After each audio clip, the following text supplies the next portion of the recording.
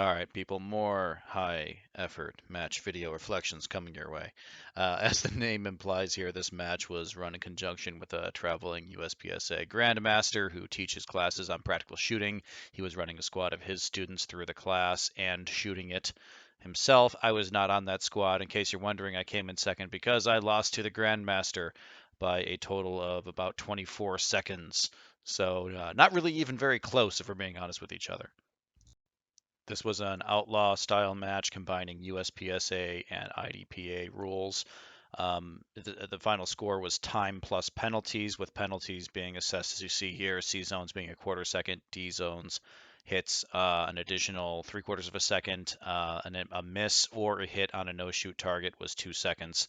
So you weren't penalized for being too inaccurate in this match. You were allowed to move very fast and pretty much just treat a hit on cardboard as good enough. Stage one, I didn't actually yet realize that those scoring rules were what they were, so I was still moving a little bit too slow here, being very careful to try to land as many A zone hits as I could. I only dropped, I think, one C zone hit in this stage, but I probably could have picked up a few more seconds on this short stage by just running and gunning.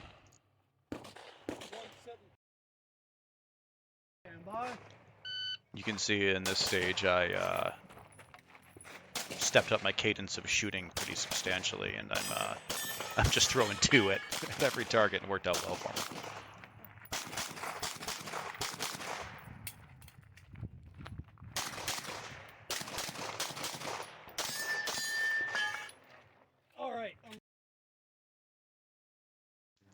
The only thing I'll really add about this stage as I talk about it is that you'll see that there's a single strip of masking tape representing a hardcover non-scoring zone over some of these targets.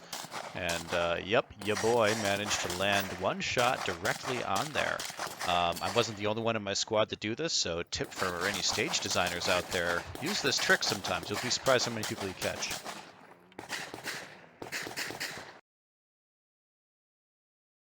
Stage 5 was another IDPA style stage here. Only comments I have are that, one, look at my tippy toes here, great footwork.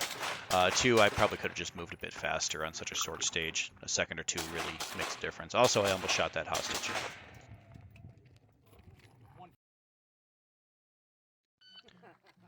Stage 6 was a really fun all-steel stage. The only anecdote I have here is I actually knocked down one of the steels in such a way there that it blocked my view of another target, and I shot that same fallen target in the back. Get the fuck as you out of see, here! I actually almost cleaned the stage without missing. But I missed. Great job!